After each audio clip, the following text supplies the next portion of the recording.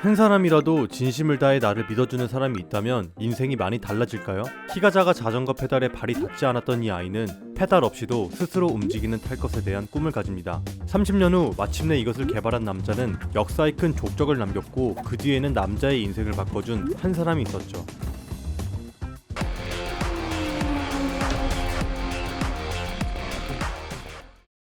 1844년 바이에른 독일의 작은 마을 바덴에서 태어난 벤츠는 홀어머니 가정이기에 무척이나 가난했습니다. 증기기관사였던 아버지를 일찍 여의었지만 기계의 시대였던 산업혁명의 파도 안에서 자연스럽게 벤츠도 아버지처럼 탈 것에 관심이 많았죠. 여기에 유전자까지 더해지니까 어렸을 때부터 벤츠가 잡다한 기계 설계나 정비에 대한 지식은 동시대 나이대에 탑을 먹었어요. 어머니의 헌신으로 금전적인 이슈 없이 20세에 과학기술 전문학교를 졸업한 벤츠는 4년간의 취준을 마치고 취업을 했지만 3년 만에 직장 생활에 심각한 현타가 옵니다. 대학 내내 말없이 움직이는 마차를 만들기 위해서 증기기관의 다음 기술을 공부해 왔었는데 잡다한 기계 정비만 하는 직무가 이거 여간 시원치 않았던 거죠. 그래, 직장을 탈출하는 방법은 사업밖에 없다. 어렸을 때부터 꿈꿔왔던 스스로 가는 탈 것을 만들어 보는 거야. 이 결심을 한 게 1871년 고작 27살이었습니다. 근데 벤츠가 한 가지 걸리는 게 있었어요.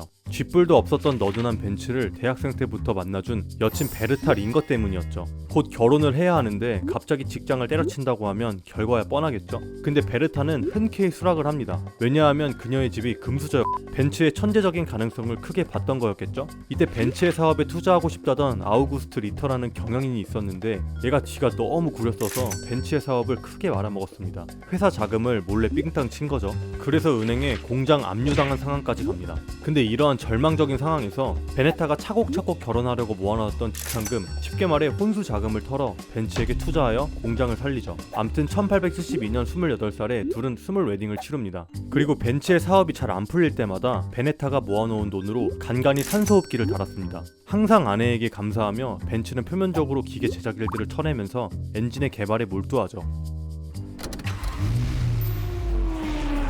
근데 베네타는 왜 이렇게 벤츠를 믿었을까요? 엔진에는 외연기관과 내연기관이 있는데 쉽게 말해 엔진의 외부에서 연료를 태우는 게 외연기관, 내부에서 태우는 게 내연기관이겠죠? 외연기관이 근본인 시절이 바로 벤츠가 살았던 산업혁명의 부흥기 19세기였어요. 이때 가장 주된 탈 것이 앞에서 계속 언급해온 증기기관차였습니다. 이게 움직이려면 석탄을 태워서 뜨거운 가스로 물을 끓인 다음에 그 증기로 동력을 만드는 건데 이게 문제가 에너지가 밖에서 안으로 들어오다 보니까 손실되는 열에너지가 극악이었다는 겁니다. 그래서 화실의 크기를 무지막지하게 키워서 연료를 떼어 부었던 거죠. 그래서 주로 덩치가 큰 선박이나 기차에 쓰였습니다. 근데 내연기관은 연료를 내부에서 태워 폭발시켜 나오는 에너지를 이용해야 하기 때문에 외연기관에 비해 크기도 훨씬 작고 손실되는 열에너지도 적었던 거죠. 무튼 벤츠는 이걸 마차나 자전거에 달려고 했습니다. 탈 것의 미래라고 생각했고 베네타도 공감했기 때문이었겠죠. 1886년 결혼 후 사업을 시작한 지 언 10년이 지났습니다. 많은 시행착오를 거쳐서 드디어 벤츠는 페이던트 모터바겐이라는 이름을 가진 최초의 4행정 가솔린 엔진 3륜차를 개발하죠.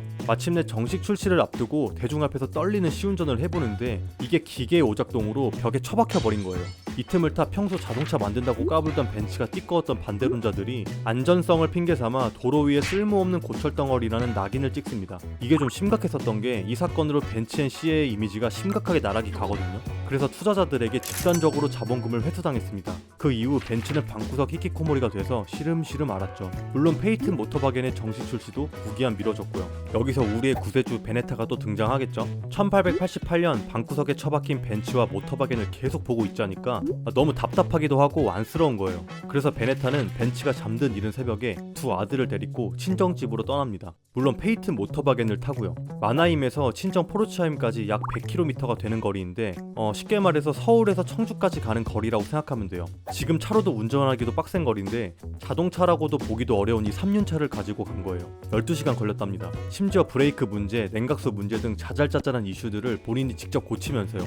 충격적인 건 베네타는 이 자동차의 바이럴 마케팅을 노리고 여정을 떠난 거였다고 해요. 남편의 기술력을 몸소 대중에게 증명하고 세간의 이슈를 받기 위해서요. 진짜 대단하죠? 있었죠. 이 일로 베네타도 최초의 여성 운전자, 최초의 장거리 운전자로 역사에 큰 족적을 남기게 됩니다. 무튼 베네타의 용기 있는 도전을 계기로 벤츠 앤 시나는 해외에서 투자를 크게 받고 부자들에게 입소문을 타면서 1899년 공개 주식회사로 거듭납니다. 이때부터 택시는 거의 다 벤츠였어요. 이렇게 벤츠의 시작이 열렸습니다. 숱한 실패와 좌절을 겪었던 카를 벤츠를 계속해서 일어나게 하는 원동력은 그의 천재성이 아니라 베네타였던 거죠. 최초의 자동차를 만든 건 벤츠였지만 그 벤츠를 만든 건 베네타였겠죠? 자, 벤츠의 풀네임을 보면 메르세데스 벤츠입니다. 또 메르세데스 벤츠를 갖고 있는 그룹은 다임러 에이지죠. 고틀립 다임러도 벤츠와 동시대에 가솔린 자동차를 꿈꿔왔던 엔지니어였습니다. 1886년 벤츠가 3륜차를 시연할 때 동시에 최초의 4륜 자동차를 내놓은 사람이었죠. 후에 다임러는 DMG라는 회사를 세우며 고속 엔진을 장착한 레이싱카 개발에 주력하면서 회사를 키웠습니다. 안정성을 중요시하는 포지션인 벤츠 앤 시에와는 조금 다른 노선이었지만 독일에서 두 회사는 최고의 라이벌이었습니다. 그치만 1914년 1차 세계대전 이후 독일의 경제 침체로 자동차 산업이 쇠퇴하면서 1926년 두 회사가 합병하게 됩니다. 이게 메르세데스 벤츠 에이지였죠. 그럼 메르세데스는 뭐냐? 합병 전 DMG는 레이싱카를 주력으로 하는 만큼 돈이 많은 카레이서들에게 러브콜이 자주 들어왔습니다. 그중 한 명이 에밀 옐리네크라는 레이서였는데 이 사람이 주문한 레이싱카의 이름을 메르세데스로 지어주었죠. 그의 딸 이름 메르세데스 옐리네크에서 따온 겁니다. 1902년에 출시된 이 머신은 차대가 낮고 빨랐습니다. 당시 자동차판을 휩쓸며 세계적으로 명성을 얻었죠. 레이서가 에밀 옐리네크 메르세데스로 개명할 정도로 파급력이 엄청났습니다. DMG도 생산되는 모든 차에게 메르세데스를 붙일 정도로 이름값이 엄청났습니다. 따라서 서구권이나 자동차 종주국에서는 메르세데스 벤츠를 우리나라처럼 벤츠라고 부르기보다는 메르세데스라고 부르는 게 아직까지도 일반적이죠. 그만큼 자동차 하면 DMG는 메르세데스였습니다. 심지어 벤츠의 합병 제안을 수차례 거절하기도 할 정도로 DMG는 콧대가 높았죠. 그 이유는 대중차에 주력했던 벤츠와는 달리 퍼포먼스 위주의 자동차를 만드는 회사의 방향성도 있었지만 다임러의 인생의 단장이자 DMG의 원툴인 천재가 있었기 때문이죠. 1886년 다임러와 함께 엔진을 설계하며 연구했고 다임러와 DMG를 같이 세운 장본인이자 다임러가 일찍 죽어서도 레이싱카 엔진을 만들면서 DMG를 꽉 채운 게 바로 이 천재 엔진 디자이너인 빌헬름 마이바흐였습니다. 이제 눈치채셨겠죠? 그 이름은 세계 3대 럭셔리카 중 하나인 벤츠의 마이바흐입니다. 마이바흐는 이사회와의 갈등으로 결국 DMG를 퇴사하고 1921년에 아들과 함께 회사를 세우죠. 하지만 생각보다 판매 부진된 마이바흐는 역사 속으로 사라졌지만 1960년대 다임러 벤츠 그룹에 흡수되어서 부활됩니다.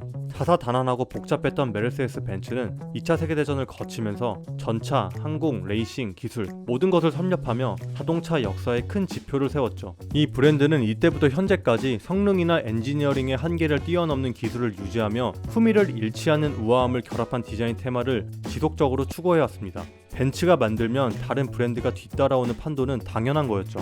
대중성과 안정성을 추구했던 벤츠, 퍼포먼스를 추구했던 DMG, 럭셔리를 추구했던 마이바흐, 도로 위의 삼각별, 땅, 바다, 하늘을 상징하며 육해공의 최고가 되겠다는 다짐을 한 회사.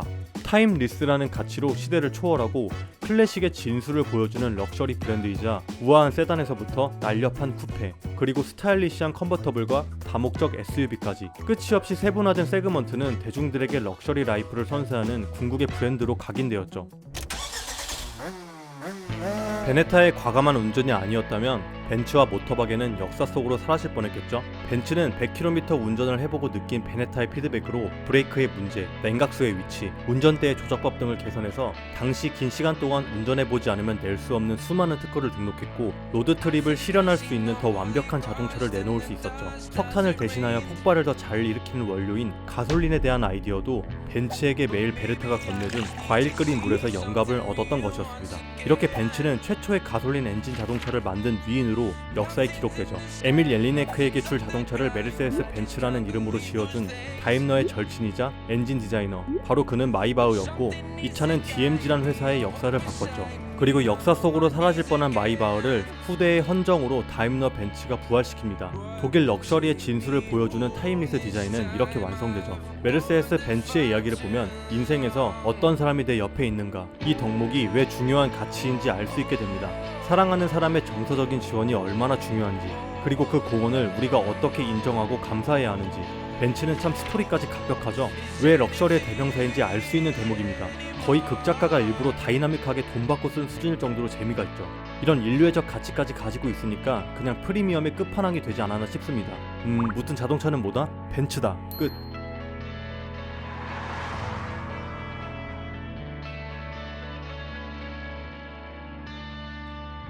If I look into an empty glass, will I find the answer there?